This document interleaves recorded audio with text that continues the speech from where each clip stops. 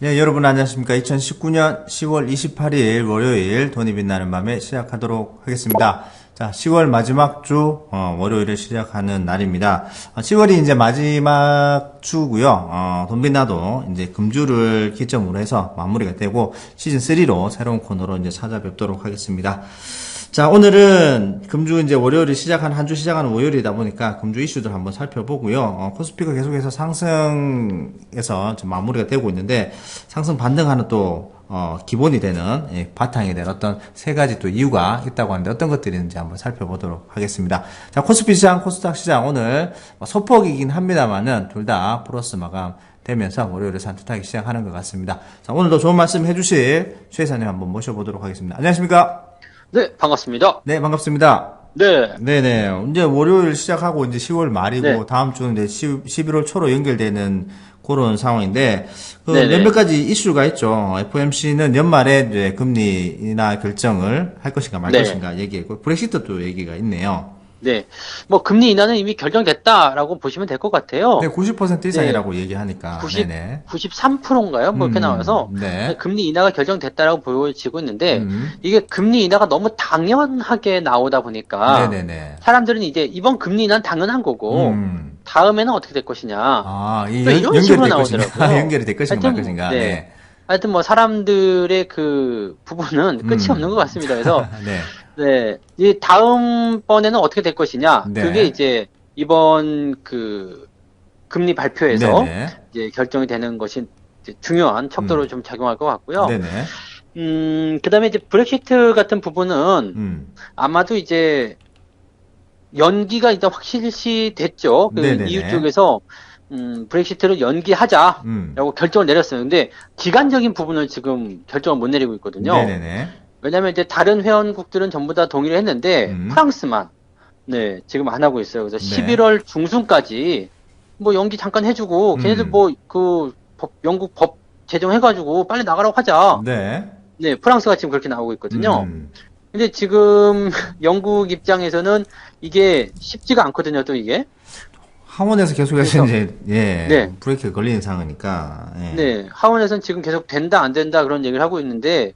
일단은 브렉시트를 이제 소프트하게 가는 것에는 합의를 한 상태죠. 네네네. 그리고 이제 그 기간적인 부분에 대해서 지금 부결을 해놓은 상태라서 아마도 이제 제 생각에는 그 다수결로 가지 않을까 싶습니다. 그래서 EU 입장은 내년 1월 31일까지 연장을 해주겠다 이렇게 되는 것 같고요. 네네네. 존슨 총리는 이제 만약에 그렇게 된다라면 조기 총선 12월 12일 날 하겠다. 네. 네 이렇게 얘기가 되어 있습니다. 그리고 야당 쪽에서는 이제 어떻게 나오냐면, 조기 총선 하더라도, 노딜 브렉시트는 절대 없는 네. 조건으로 조기 총선 해주겠다. 네네.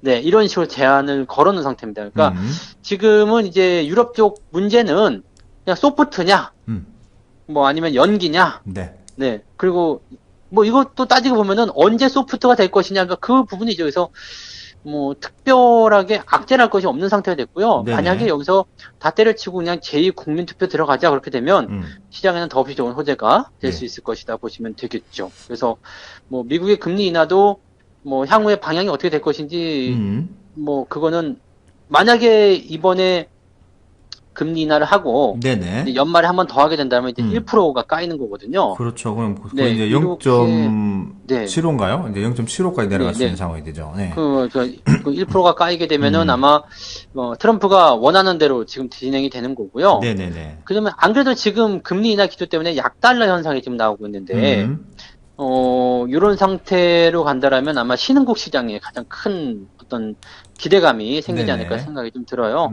이게 2018년도 같은 경우는 미국이 계속 금리도 올리고 강달러 기조가 나오면서 자금을 쫙 빨아당겼는데 네네. 약달러 기조 들어가면 아무래도 미국이 매력도가 많이 떨어지겠죠. 그러면 그 부분에서 자금들이 다시 좀 수익률이 높은 쪽으로 들어오게 될 네. 가능성이 높다는 얘기가 되는 거죠. 그래서 뭐 금리도 그렇고 그다음에 그 브렉시트도 그렇고 또 기업 실적도 이번에 발표가 되는 게 뭐 나쁘지 않거든요. 네네. 그래서 뭐 지금 약 78% 정도 상장 기업들의 실적 발표한 기업들 약 78% 정도가 네. 실적이 어닝 서프라이즈가 나왔단 말이에요. 그러니까 실적도 괜찮고 뭐 별 문제가 없는 것 같아요. 그래서 현재 시점에서는 이제 다양한 변수들이 마무리되어가는 그런 과정에 있고 시장이 좀 회복되어가는 그런 과정에서 좀 체력을 좀 단단하게 만들어가는 그런 시점으로 보셔야 되겠다. 이 말씀을 드려야 되겠네요. 네. 네, 금주 이슈 같은 경우에는 특별하게 악재의 그런 내용들이 없다라고 말씀을 해주셨고 시장을 좀 더 탄탄하게 만들 수 있는 그런 상황이다 얘기를 해주셨습니다. 뭐 금리는 이제 향후 이번 금리는 내리는 게 당연하고 다음 것은 이제 지속 가능할 것인가 내리는 것이 그렇지 않을 것인가가 더 이제 초점이 맞춰져 있는 것 같습니다. 자, 국내 증시로 이제 넘어가게 되면은 국내 증시는 네. 코스피가 오늘 또 상승 마감을 했단 말이에요. 0.27%긴 합니다만은 장중에 조금 또 오버슈팅 좀 나오는 모습들을 보였었는데 좀 장 네. 막판에 좀 상승폭을 좀 반납하긴 했습니다. 계속해서 꾸준히 그래도 상승을 만들어내고 있는 상황인데 지금 이제 코스피 반등을 더 기대해도 된다라는 얘기가 계속해서 나오고 있는 게 아무래도 미중 무역 간의 그런 협의가 1차 협의가 어느 정도 네. 마무리 단계에 접근했다는 얘기가 좀 많이 나오고 있다 보니까 거기서 조금 더 희망을 갖는 거 아닌가 싶네요. 그렇죠. 이게 지금 11월 다음 달 중순쯤에 네네. 이제 칠레에서 이제 정상회의가 열리게 되는데 네. 아시아 태평양 경제 연합인가요? 뭐 하여튼 이름이 더 길어가지고 네네. 뭐 에이펙입니다. 하여튼 네네, 네. 에이펙. 근데 그 자리에서 1차 협상이 타결될 가능성이 많다. 네, 이렇게 되는 거죠. 그러면 이 1차 협상은 사실 별 내용이 없기 때문에 타결될 가능성이 굉장히 높다고 보셔야 되거든요. 네네네. 그러면 이게 타결이 되면 그 즉시 1차 협상 타결 플러스 2차, 3차에 대한 기대감이 쫙 생기게 되는 거죠. 그렇습니다. 네, 그러면 이제 11월 시장에서는 사실 뭐 브렉시트에 대한 어떤 부담감도 사라졌죠. 금리도 인하했죠. 네네. 근데 미중 무역 협상도 좋아졌죠. 기업 실적도 좋아지지. 연 연말 쇼핑 시즌에서 이제 소비 심리도 살아나지. 이렇게 되면은 주가가 밀려야 될 이유가 전혀 없거든요. 경기 개선도 그래서- 되는 상황에서 그렇죠. 네, 돈도 들어오고 네, 뭐 그런 상황. 그렇죠. 이런 상태에서 국내 증시도 당연히 좋은 영향을 받게 되겠죠. 지금 보시면 연기금들이 계속해서 매수가 들어오는 게 확인되고 있는데 네네네. 연기금 매수라는 것은 일단 물론 이제 기관을 별로 안 좋아하시는 분들도 굉장히 많으시겠습니다만 네. 이게 지수를 방어하는 역할을 한다고 말씀드렸습니다. 그래서 네. 연기금이 계속해서 꾸준하게 매수를 계속 해주고 있다라면 네. 지수가 더 이상 밀리기는 어렵겠구나라는 판단을 좀 하셔도 좋거든요. 음. 더 이상 밀리지 않는다는 것은 뭐예요? 여기서 그냥 외국인의 매수가 조금 더 들어온다거나 네네. 아니면은 뭔가 분위기만 조금 반전되면 주가 바로 올라가는 거거든요. 그래서 증시에 대한 부분은 뭐 여전히 뭐 불확실성을 많이 가지고 있다라고 할 수도 있겠습니다만 이 속에서 상승의 어떤 기운들을 계속 찾아내시는 게 좋지 않을까 생각되고요. 네. 다만 이제 주의하실 것은 지금 너무 이제 테마주 쪽으로 쏠려가시는 그런 분들이 굉장히 많으신데 네네네. 이쪽에서는 또 피해가 또 발생할 수 있을 거고 생각되니까 이런 것들에 대한 어떤 각별한 주의도 좀 필요하지 않을까 생각이 좀 들고요. 네, 뭐 최근 연기금이 최근 5일 동안만 해도 1,600억 정도, 기관 전체적으로 4,000억 정도, 외국인도 같이 동반 이제 매수로 참여해주면서 지난주도 꽤 이제 상승폭이 컸던 그런 모습들을 보여주고 있다 보니까 시장 분위기 아무래도 이제 괜찮다고 느껴지니까 이제 외국인도 이제 매수세가 좀 더 들어오는 것 같네요. 네, 맞습니다. 그래서 아무래도 이제 뭐 기관들만 일단 좀 잘 해주면 될 것 같고요. 네네. 그 다음에 어차피 외국인들은 지금 오늘 뭐 조금 매도를 했다고 하더라도 네네. 지난주 일주일 새에 매수를 많이 한 이유가 뭐 배당에 대한 어떤 기대감이라든지 IT 쪽에서 돌아서는 어떤 기대감이라든지 이런 쪽으로 볼 수 있기 때문에 외국인 매수는 뭐 하루 정도 주춤했다 하더라도 꾸준히 들어올 수 있다 이렇게 보실 수가 있겠죠. 그러니까 수급에 대한 부분은 큰 걱정 안 하셔도 될 것 같다 판단이 듭니다. 네네네. 뭐 항상 이제 개인들이 문제죠. 네. 개인들도 네. 좀 열심히 팔고 있습니다. 주가가 올라가는데도 불구하고. 네. 이게 좀 안타까운 모습들인데, 같이 이제 동참을 할 때 빨리 동참을 하든가, 아니면은 빠져나갈 때 빨리 빠져나간다고 해야 되는데, 늦게 동참하고, 제일 늦게 또 빠져나가고, 계속해서 늦다 뭐, 보니, 예. 그것도 그렇고요. 이제 그 바이오 쪽에 지금 쏠림 현상이 너무 심해가지고요. 네네네네. 지금 또 많이들 물리셨을 거란 말이에요. 음. 그래서 제가 좀 뭐 HLB에 대한 부분을 우리가 계속 많이 다뤘잖아요. 맞습니다. 네, 이 부분에서 많이 좀 다뤘었는데 음. 사실 이 부분도 우리가 조금만 주의를 기울이면 대충 알 수 있었던 부분인데 네네. 뭐 계속 경고를 해드렸죠. 뭐 공매도에 대한 부분들 뭐, 그리고 이제 단기적 변동성이 커질 수 있기 때문에 신규 접근 들어가시면은 힘들다는 말씀 드렸단 말이에요. 네네네. 그러니까 뭐 하도 이런 부분에 대해서 믿지 않으셔가지고 제가 직접 매수를 했죠. 맞습니다. 네. 네네네. 19만 원대에 제가 직접 매수해가지고 손실이 얼마 나는지 보여주겠다. 네. 지금 손실률이 35%인가요? 어우. 네, 마이너스 35%입니다. 그래서 네. 어, 거의 꼭지에 거의 사셨네요. 19만 원대면은, 네. 그게 개인들이 막 달려들 때였죠. 그 당시 네네네. 뭐 공매도를 네. 또 이겨 먹어야 된다라느니 뭐 50만 원 간다라느니 네네. 그래서 진짜 50만 원 가는지 음. 보여주겠다. 네. 그리고 이제 초보 투자자분들은 보통 그런 얘기 들으면은 빚내 가지고 막 들어오거든요. 조심하셔야 되죠. 몰빵 치고 막 네, 그러거든요. 네, 네. 그래서 그렇게 되면은 어떻게 되는지 내가 수익률을 보여주겠다. 네. 해서 이제 제가 유튜브 방송하면서 공개적으로 많은 분들하고 이제 바로 매수를 들어갔죠. 직접 몸소 매수를- 꼭대기에서.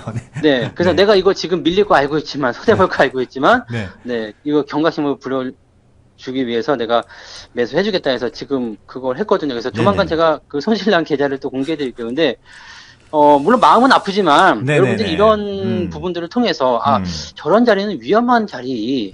그 다음에 이러한 정황들이 있을 때는 조금 더 생각해봐야 되겠다. 또 한쪽만 바라보는 것이 아니라 그 다른 쪽에 대한 부분도 좀 살펴봐야 되겠다. 저는 그 정도면 좀 만족한다고 생각해요. 사실 뭐 그렇습니다. 저 네. 같은 경우는 뭐 유료 방송을 진행하는 것도 아니고 여러분들한테 도움이 되는 거 하나도 뭐 여러분들이 뭐 제 방송을 통해서 뭐 좋은 정보를 얻었다든지 아니면 여러분들한테 뭐 이런 나쁜 소식을 전해드렸다든지 네네. 뭐 저는 도움이 될 게 하나도 없거든요. 음. 근데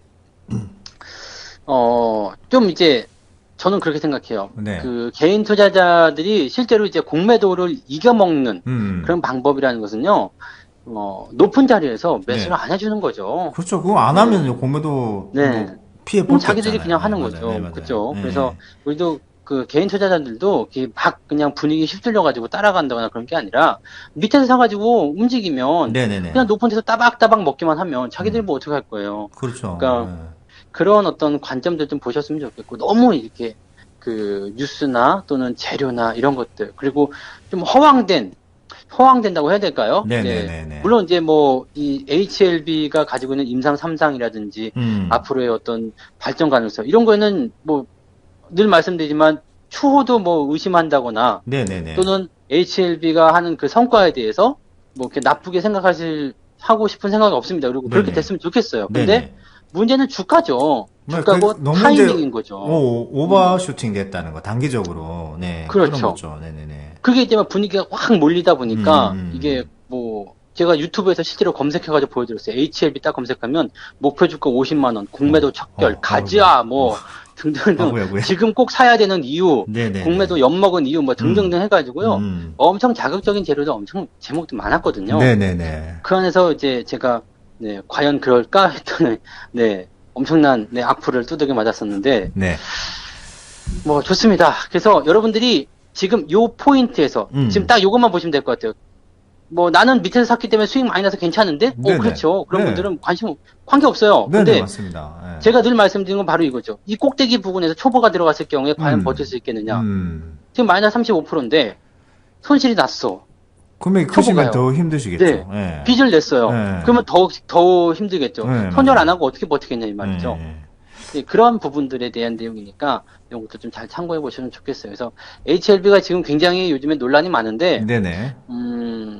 뭐 어떤 재료가 되고 어떤 식으로 우리가 풀을 하는 것은 뭐 자유입니다만은 이런 시점 포착에 대한 것들은 조금 좀 신중하게 좀 생각하시고 투자하셨으면 좋겠다 생각이 들어요. 실제로 손실을 보신 분들이 많으실 것 같아서 네네. 네, 조금 안타까운 마음에 좀 이야기를 좀 드려봤습니다. 네, 뭐 회사의 가치라든지 회사가 하고 있는 그런 어떤 프로젝트 같은 것도 물론 잘 돼야 되고 그거 잘 됨으로 해서 우리나라가 동반 뭐 가치가 상승한다거나 이런 것들은 상관이 없습니다. 단지 이제 주가 계속해서 최 이사님 말씀하셨듯이 단기적인 주가가 오버슈팅 나온 자리에서 너무 성급하게 매수로 들어가서 단기적으로 또 손해를 많이 보는 상황이 발생되고 있기 때문에 계속 저희들이 이제 안타까운 말씀에서 자꾸 드리고 있습니다.